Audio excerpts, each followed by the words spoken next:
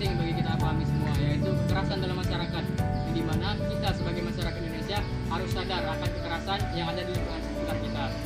Selamat menyaksikan.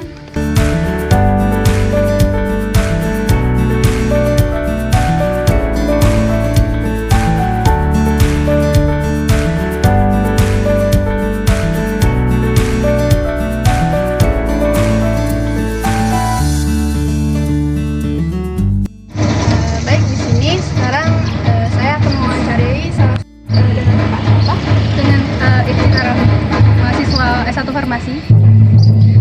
Baik, Pak, di sini kami akan bertanya-tanya sedikit tentang kekerasan dalam masyarakat yang ada di lingkungan sekitar Universitas Bengkulu. Jadi menurut Kakak, apakah ada atau pernah melihat kekerasan dalam masyarakat di lingkungan Kakak? Biasanya sering terjadi, apalagi di lingkungan kita sebagai mahasiswa itu adalah pembulian atau mungkin ada kekerasan seksual sendiri, itu bisa disengaja maupun tidak disengaja. Bahkan ada mungkin beberapa teman saya yang bilang kalau misalnya ada kekerasan seksual tapi itu tidak disengaja gitu. Lalu bagaimana perilaku kakak atau tindakan kakak yang harus dilakukan ketika melihat tindakan kekerasan dalam masyarakat tersebut? Melihat ketika itu terjadi ke teman saya, ya tentu saja kita ingin menyarankan untuk bilang tidak gitu ya, atau mungkin kita melawan, apalagi kita sebagai wanita.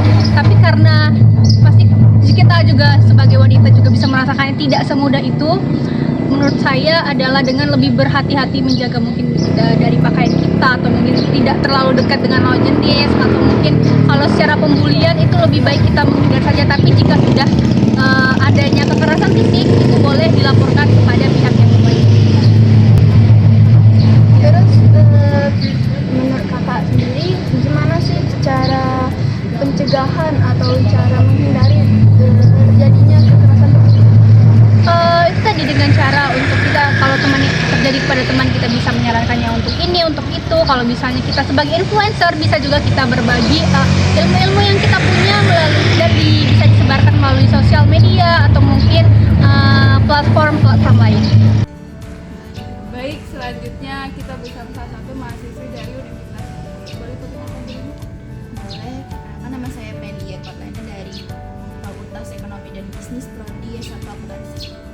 Ya, langsung saja pertanyaannya. Menurut kakak, apakah kekerasan masih sering terjadi di lingkungan masyarakat? Oh, masih banyak sih, cuman kalau lihat langsung nggak ada. Kalau di Universitas Bengkulu sendiri, apakah menurut kakak tindakan kekerasan masih marak terjadi? Kalau dari isunya masih marak terjadi, cuman kalau mau melihat secara nyatanya saya belum. Apakah menurut kakak penggunaan poster itu sudah tepat sebagai cara untuk mencegah masalah tersebut? Kalau poster cukup efektif ya, cuman kalau buat yang orang yang sering ada itu Oke, terima kasih semuanya. sama. Maaf buat waktunya. Ini saya meminta waktu kakak sedikit untuk mewawancara kekerasan dalam masyarakat. Jadi kami mengambil tentang umumnya itu dari komunitas. Jadi kalian mengenalkan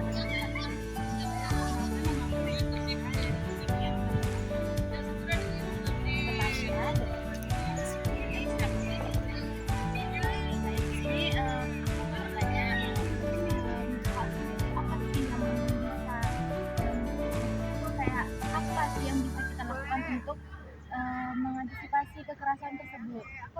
Oke, cara mengantisipasi itu pertama kembali ke diri kita sendiri.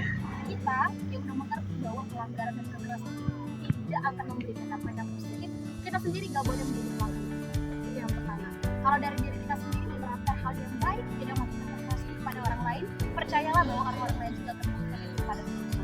Lalu yang kedua, cara untuk menghadapinya, kalau misalnya teman-teman adalah korban, boleh teman-teman laporkan kepada pihak yang terkait. Kalau misalnya dimaksud ormawa yang bertugas untuk menampung setiap aspirasi mahasiswa, boleh disampaikan atau enggak diskusi dengan orang tua, diskusi dengan dosen ataupun orang-orang tertentu yang teman-teman percaya. Karena ingat bahwa mental kalian itu harus terbentuk. Kalau melalui media-media apa itu, mereka nggak cocok di media apa. Benar ya, jadi zaman sekarang media digital itu udah berkembang pesat dan jadi sangat juga sebagai sarana untuk aspirasi tentang kekerasan yang terjadi di lingkungan masyarakat. Media yang paling cocok untuk apa? Pertama, media kita sendiri. Kalau kita punya WhatsApp, kita punya Instagram, kita punya YouTube ataupun channel tertentu, silahkan sampaikan. Mungkin itu bisa menjadi pelajaran bagi banyak orang untuk berani speak up juga. Lalu yang kedua, apa ya yang lebih spesifik untuk itu? Kalau nggak salah, Indonesia juga punya kementerian tentang itu loh, tentang penegakan HAM dan juga perempuan. Kalau nggak salah, yang silahkan sampaikan. Karena kalau nggak salah, misalnya kayak Mbak Najwa Shihab, mereka juga punya channel yang namanya Narasi. Teman-teman boleh sampaikan ke channel mereka dan mereka akan update media dan mungkin bisa didiskusikan kepada orang-orang yang ada di bidangnya untuk mencari solusi yang paling tepat untuk menyelesaikan Ya, jadi sepertinya hanya itu saja yang terima kasih atas pertanyaan. Oke, baik teman-teman, di sini kami ada bersama narasumber berikutnya. Boleh Bang perkenalkan namanya dulu? Oke. Dan dari mana? Oke, halo semua, nama saya Rama, saya mahasiswa program studi teknik elektro semester 8. Oke, kami izin wawancara di sini Bang ya. Ya, boleh. Oke, pertanyaan pertama langsung aja. Menurut Abang, apa dampak sosial yang paling terasa jika lingkungan itu melakukan suatu tindak kekerasan, Bang? Apa dampak sosial yang paling terasa di lingkungan tersebut? Kalau untuk dampak dari yang kamu tanyakan tadi ya, itu dari pribadi saya yang pertama itu stigma buruk. Misalnya kayak di suatu daerah, misalnya ya sebut aja misalnya Pala Curug, nggak apa-apa kan kalau sebut tempat kan?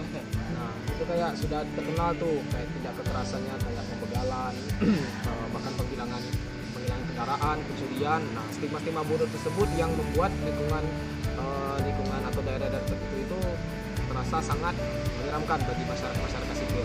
Dan menurut saya kalau untuk solusi yang paling efektif, misalnya kayak kasus yang saya sebutkan tadi, itu seperti penegakan keadilan. Nah, di situ kan saya juga nggak ngerti kenapa sampai sekarang masih banyak oknum-oknum atau pelaku-pelaku pembegalan, kekerasan, pencurian seperti itu tuh masih marak terjadi. Menurut saya itu perlu adanya tindak hukum yang adil, penegakan hukum yang adil, kemudian ada juga bentuk sosialisasi ke masyarakat bahwasanya hal tersebut yang harus dihindari. Seperti itu. Oke, terima kasih Bang ya atas jawabannya. Mungkin itu saja teman-teman jawaban dari narasumber kami. Sampai jumpa di wawancara berikutnya.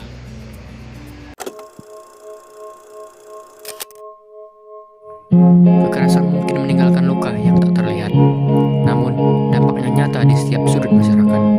Akhirnya, kita belajar bahwa kekuatan yang sebenarnya bukan tentang siapa yang paling keras, melainkan siapa yang paling mampu menjaga sesama. Mari berhenti menjadi penanda luka